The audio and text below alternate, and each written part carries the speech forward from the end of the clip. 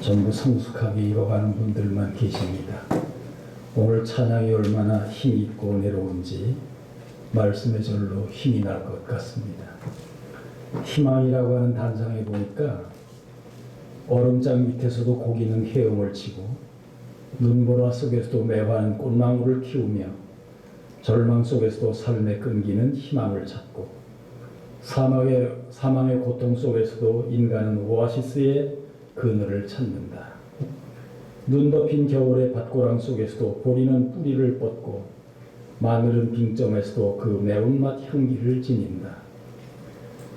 절망은 희망의 어머니, 고통은 행복의 스승, 시련 없이 성취는 오지 않고 단련 없이 명검은 날이 서지 않는다.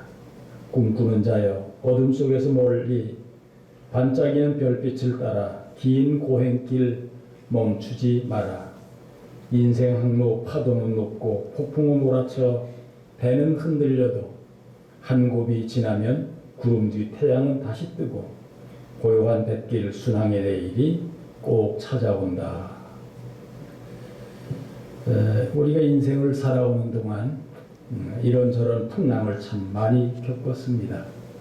어떤 때는 예상치 못한 혼란도 있었고 또 어떤 때는 목회에 좀 어려움을 겪으며 실패할 때도 있었고 또 육신의 질병으로 말미암아 고통을 당할 때도 있었고 물질 때문에 고심하며 괴로워했던 여러 가지 풍랑에 시달려 왔는데 우리가 이럴 때 명심하며 이겨냈던 것은 그 현실만 바라보고서 거기에 낙심하거나 절망하지 않고 그 풍랑의 배후에 있는 하나님의 크신 섭리와 그리고 선하신 뜻을 발견했기 때문에 그 모든 어려움을 다 이기고 지금 여기에 있는 줄로 생각됩니다. 지금 우리는 사도 바울이 겪었던 풍랑을 통하여 그 풍랑의 원인과 어떻게 그것을 대처했는지를 생각하면서 하나님의 위대한 섭리를 새삼 깨닫게 되는 것입니다. 먼저 우리가 풍랑의 원인을 한번 생각해 봅니다. 풍랑을 크게 두 가지로 생각해 보면은 하나는 자신을 업그레이드 시키기 위해서 도전적으로 다가오는 것이고 또 하나는 잘못된 판단이나 내가 저지른 잘못 때문에 닥치는 것이 있습니다. 오늘 여기에 겪는 바울의 풍랑은 바울에게는 자신을 업그레이드 시키기 위해 다가오는 도전인 것입니다. 그러나 반대로 바울과 함께 그 배에 승선했던 사람들에게는 자신의 욕망을 성취하려다가 만난 시련이었던 것입니다. 자연적인 현상은 말 그대로 자연 현상일 수 있기 때문에 별다른 의미가 없을 수 있으나 그렇게만 보는 사람은 아무런 변화나 어떤 발전을 가져올 수가 없습니다. 자연 현상은 하나님의 손길이, 하나님의 음성이 담겨져 있는 자연 계시이기 때문입니다.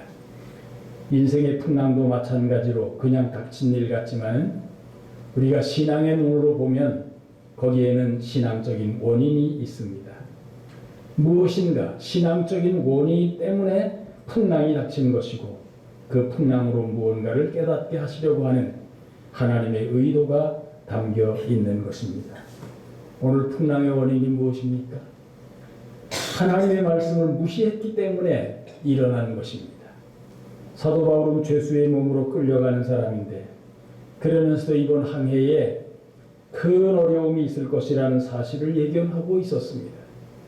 오랫동안의 선교 여행을 통해서 그 지중해의 항해에 대한 풍부한 경험을 가지고 있었고 무엇보다도 하나님의 사랑을 받는 사람이었습니다.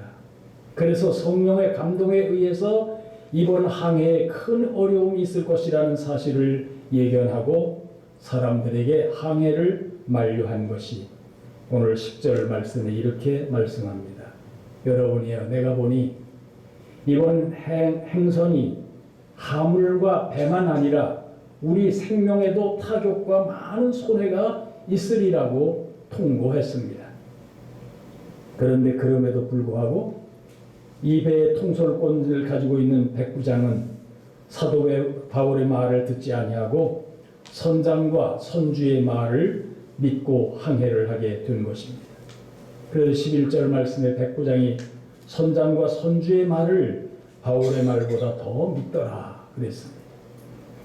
이것이 바로 그 배가 풍랑을 겪을 수밖에 없던 이유였습니다.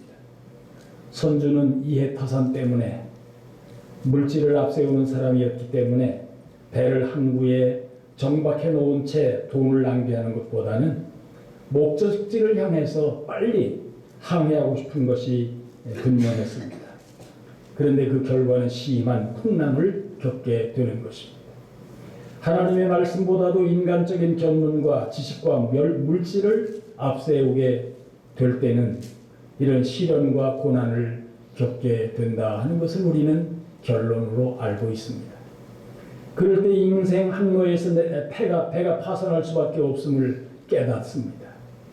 살아가는데 경험이 중요하고 참 많은 지식도 필요하고 물질도 필요하고 또 우리의 자존심도 유지되어야 되고 체면이 유지되어야 할 때도 있습니다. 자존심이 지켜져야 할 때도 있지만 그러나 이 같은 것들이 하나님 말씀보다 앞서게 될 때는 언제든지 큰 시련을 만나게 된다는 사실입니다. 시편 9편 10절 말씀에 보면 여호와여 주의 이름을 아는 자는 주를 의지하오리니 이는 주를 찾는 자들을 버리지 아니하심이니이다 라고 다윗이 고백을 했습니다. 무엇을 하든지 내 의지나 내 계획이나 또 나의 행동이 하나님의 말씀보다 앞서지 않고 주님께 도움을 청하면서 의지하는 삶이 중요하다는 사실입니다. 그리고 진리가 아닌 다수의 의견을 따르는 것이 그 풍랑을 겪는 원인이 되었습니다. 12절 말씀에 보니까 그 항구가 과동하기에 불편하므로 거기서 떠나 아무쪼록 베닉스에 가서 과동하자는 사람들의 의견이 더 많으니라고 하였습니다. 여기 더 많다 했습니다. 더 많다야.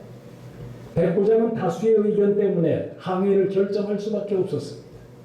많은 사람들이 더 따뜻하고 더 나은 항구인 베닉스에 가서 겨울을 보내자고 주장을 했던 것입니다. 그래서 백부장은 못 이기는 척하고 다수의 의견을 따라서 출항하기로 결정을 내리게 되었고 이것이 풍랑을 만나 시달릴 수밖에 없었던 원인 중에 하나가 된 것입니다. 우리가 살아가면서 다수의 의견은 참 존중되어야 하지만 이 다수의 의견이라고 해서 반드시 옳은 것만은 아니라는 사실을 너무도 많이 경험하면서 살았습니다.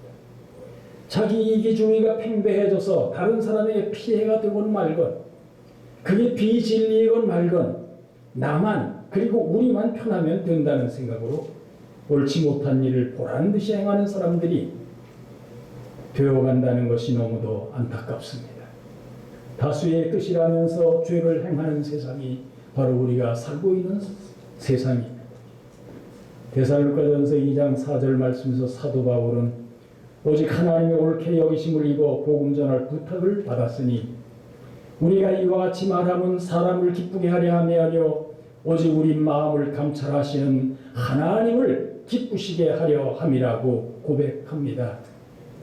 아무리 많은 사람이 원한다고 해도 사람의 뜻을 쫓지 말고 오직 진리를 쫓아 행하는 원로들이 되어야 합니다.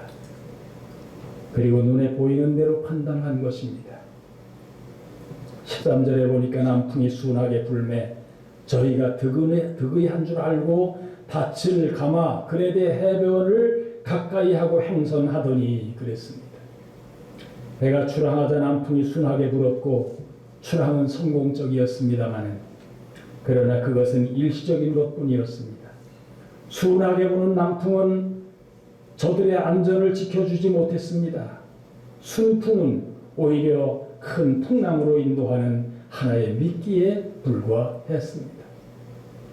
우리가 살아가는 이 세상에는 우리를 유혹하고 현혹하며 미혹하는 것들이 너무 많습니다.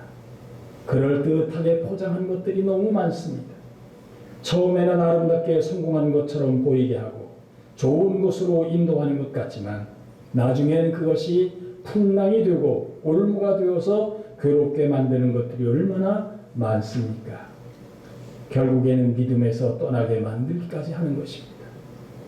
좋게 보이고 좋은 것처럼 생각된다고 해서 속단하면 안 되겠지. 하나님께 물어야 하는 것입니다. 천지만물을 주관하시는 하나님, 인간의 생사화복을 주관하시는 전지전능하시는 하나님께 먼저 묻고 그 다음 판단하고 행해야 되는 것입니다.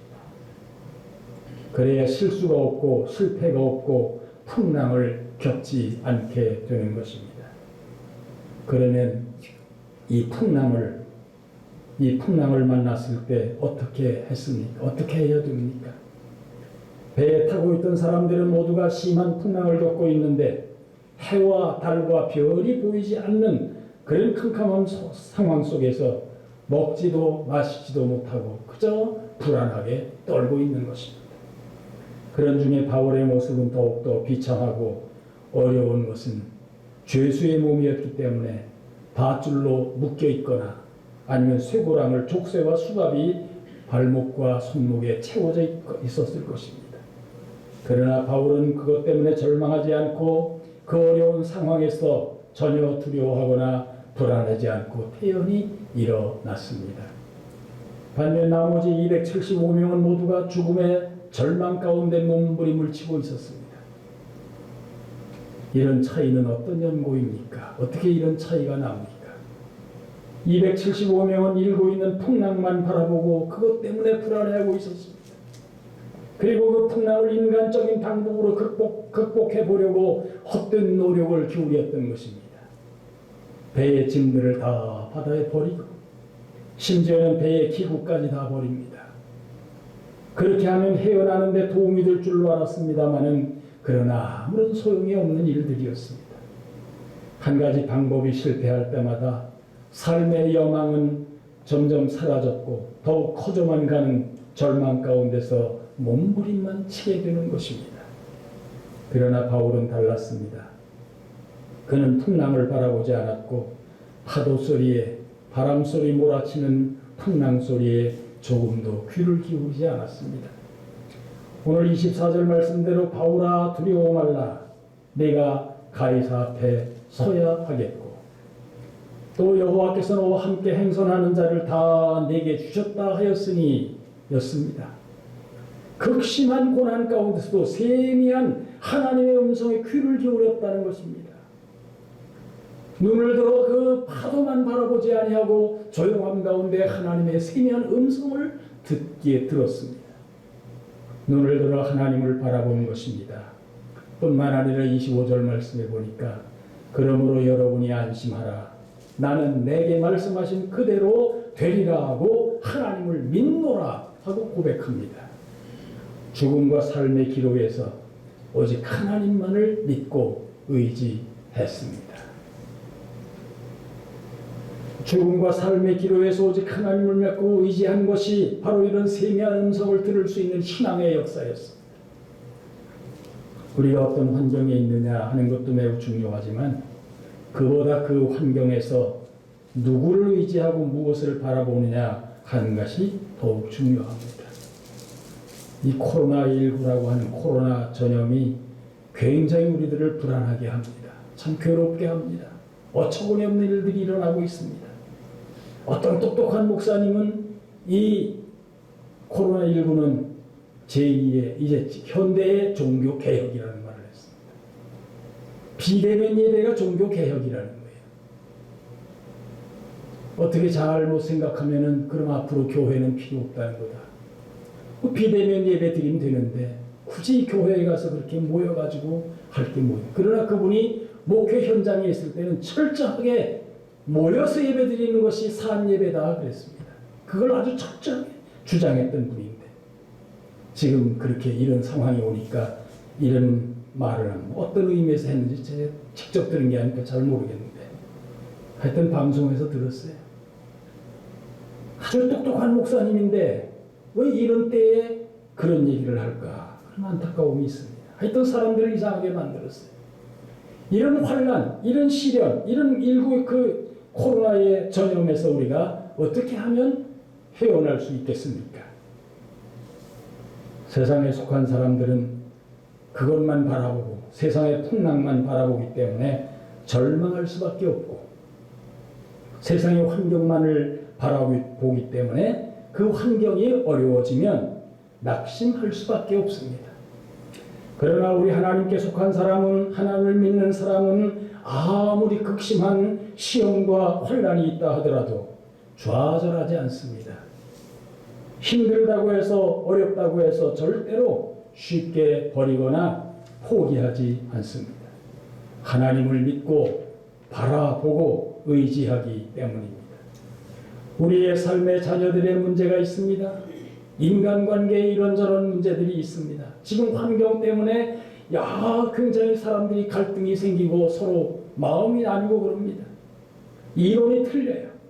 그러나 그것만을 바라보고 실망하지 말고, 그 어려움 속에는 반드시 하나님의 선하신 뜻, 하나님의 분명한 우리를 사랑하시는 섭리가 있다는 사실을 깨닫고, 우리 믿는 자에게 닥치는 환난은 우리를 업그레이드 시키기 위한 하나님이 주시는 도전적인 풍랑이라고 하는 것을 분명히 기억하고 이겨내야 할 줄 믿습니다.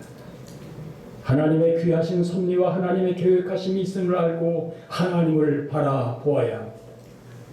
풍랑은 분명 고통스럽고 또 절망스럽고 힘이 드는 골칫거리가 분명하지만, 그 일 안에 있는 하나님의 계획하심과 선하신 뜻이 무엇인가를 우리의 믿음의 눈으로 보고 있는 자는 그 일을 보고 오히려 은혜를 받고 감동을 받고 새 힘을 얻는 것입니다.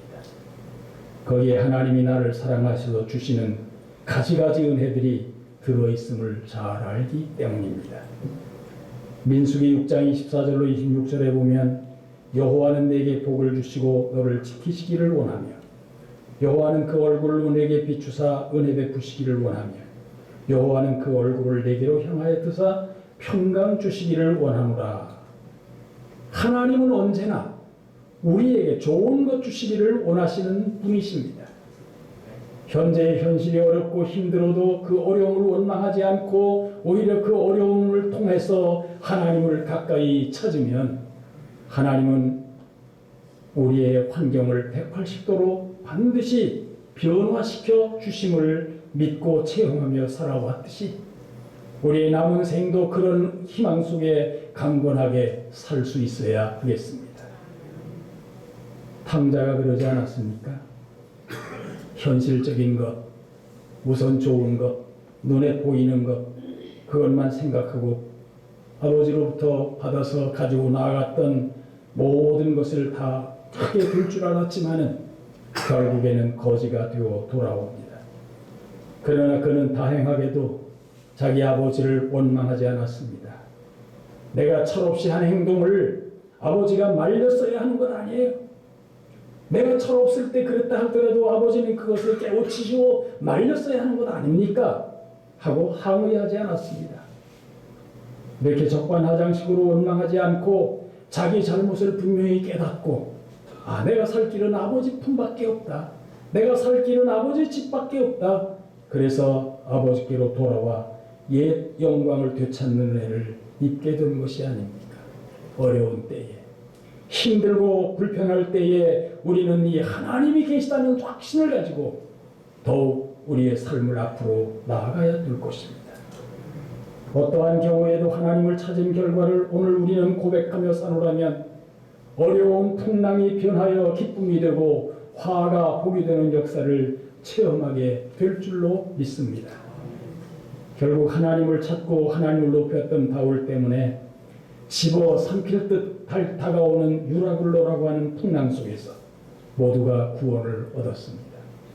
이 결과를 신앙적인 시각에서 보지 않고 인간적인 시각으로 보면 목숨만 부재하고 다 잃었다고 생각하고 탄식할 것입니다. 그러나 영적으로 보면 바울은 많은 것을 얻었는데, 사람을 살리고 그들에게 복음을 증거하며 하나님의 살아계심을 증거했기 때문입니다. 그래서 가는 도중에 고관들을 만나고 그들에게 복음을 전하고, 또 로마에 가서도 고관들을 만나서 그들이 전혀 복음을 들을 수도 없는 사람들인데 바울로 인하여 그들이 복음을 듣고, 교회가 세워지고 복음이 증거되었기 때문입니다. 우리가 한번 이렇게 생각해 봅니다. 풍랑은 세상이고 배는 교회라고 생각하면은 세상 속에 있는 교회와 그리고 성도는 끊임없이 시험과 어려움을 당할 수 있으나 유혹이 어찌나 심한지 영원한 생명을 이루기 위해 처할 때가 있지만 이럴 때 하나님이고 이럴 때 믿음입니다. 하나님을 믿는 믿음으로 하나님께서 주시는 말씀을 잘 따를 때만 승리할 수 있음을 믿습니다. 시험을 이기는 삶, 그래서 기쁨과 감사가 넘치는 삶은 오직 하나님 중심으로 살 때만 얻을 수 있다는 믿음으로 지금까지 살아왔습니다. 앞으로도 그럴 겁니다. 세상을 살아가는 방식에는 사람 중심으로 사는 것과 하나님 중심으로 살아가는 것입니다.